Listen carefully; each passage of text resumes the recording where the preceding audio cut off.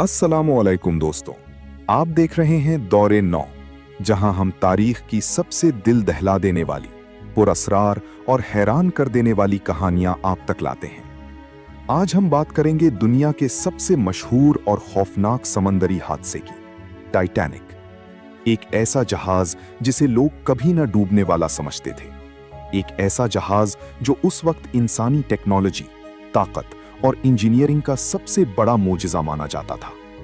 लोग कहते थे कि टाइटैनिक सिर्फ एक शिप नहीं, बल्कि इंसान की जीत की निशानी है।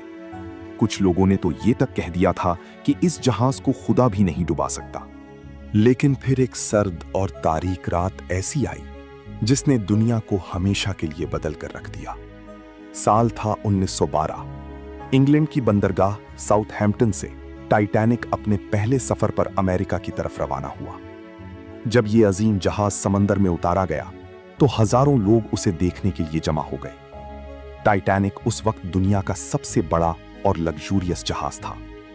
इसमें रॉयल डाइनिंग हॉल्स, महंगी रोशनियां, शानदार कमरे, स्विमिंग पूल्स, लाइब्रेरीज और ऐसी फैसिलिटीज मौजूद थीं जो उस वक्त किसी ख्वाब से कम नहीं लगती थी। इस जहाज में दुनिया के अमीर तरीन लोग सफर कर रहे थे, जबकि निचले हिस्सों में गरीब मुसाफिर भी अपने बेहतर मुस्तकबिल के सपने लेकर अमेरिका जा रहे थे। हर तरफ म्यूजिक, हंसी, रोशनियां और जश्न का माहौल था। लोगों को लग रहा था कि वो दुनिया के सबसे महफूज और अजीम सफर का हिस्सा हैं। लेकिन समंदर की गहराइयों में मौत उनका इंतजार कर रही थी। सफर के चंद दिनों तक सब कुछ बिल्कुल ठीक रहा। टाइटैनिक तेज रफ्तारी से बर्फीली समंदरी हवाओं को चीर कर आगे बढ़ता रहा। कैप्टन को कई मर्तबा आइसबर्ग वार्निंग्स भी मिली, लेकिन टाइटैनिक की स्पीड कम नहीं की गई, क्योंकि सबको यकीन था कि यह जहाज किसी भी मुश्किल का सामना कर सकता है। फिर आई 14 अप्रैल 1912 की वो सर्द और तारीक रात। ज्यादातर मुसाफिर अपने कमरों में सो रहे थे। कुछ लोग डांस और म्यूजिक एंजॉय कर रहे थे और कुछ खामोशी से समंदर को देख रहे थे। तभी लुकआउट को दूर अंधेरे में एक बड़ा आइसबर्ग नजर आया। अलार्म बजाया गया। आइसबर्ग राइट अहेड का नारा लगाया गया। क्रू ने फौरन जहाज मोड़ने की कोशिश की। इंजन्स रिवर्स किए गए, लेकिन बहुत देर हो चुकी थी। टाइटैनिक आइसबर्ग से टकरा चुका था। टक्कर इतनी हल्की थी कि कई मुसाफिरों ने महसूस भी नहीं की। कुछ लोग तो हंसकर वापस अपनी महफिलों में चले गए। लेकिन जहाज के नीचे एक खामोश तबाही शुरू हो चुकी थी। आइसबर्ग ने टाइटैनिक के नीचे लंबी दरारें डाल दी थीं और समंदर का ठंडा पानी अंदर घुसना शुरू हो चुका था। धीरे धीरे इंजीनियर्स और क्रू को समझ आ गया कि टाइटैनिक को बचाना नामुमकिन है। और फिर वो लम्हा आया जब दुनिया के सबसे अजीम जहाज में खौफ फैलना शुरू हुआ। क्रू ने लाइफ बोट्स तैयार करनी शुरू की। औरतों और बच्चों को पहले बिठाया गया। लोग पहले यकीन नहीं कर रहे थे कि टाइटैनिक वाकई डूब सकता है, लेकिन फिर जहाज धीरे धीरे झुकना शुरू हो गया। हर तरफ अफरा तफरी मच गई। कुछ लोग दुआएं मांग रहे थे, कुछ रोते हुए अपने प्यारों को गले लगा रहे थे और कुछ लाइफ बोट्स तक पहुंचने के लिए भाग रहे थे। सबसे हैरान कर देने वाली बात यह थी कि टाइटैनिक में इतने लोगों के लिए लाइफ बोट्स मौजूद ही नहीं थी, क्योंकि डिजाइनर्स को यकीन था कि यह जहाज कभी नहीं डूबेगा। रात बढ़ती गई, सर्दी तेज होती गई और समंदर का पानी जहाज को अपनी तरफ खींचता गया।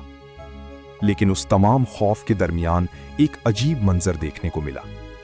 टाइटैनिक का ऑर्केस्ट्रा आखिरी लम्हों तक म्यूजिक बजाता रहा ताकि लोग पैनिक ना करें। सोचिए, एक तरफ मौत सामने खड़ी हो, लोग चीख रहे हों, बच्चे रो रहे हों, और दूसरी तरफ हल्की सी म्यूजिक की आवाज हवा में गूंज रही हो।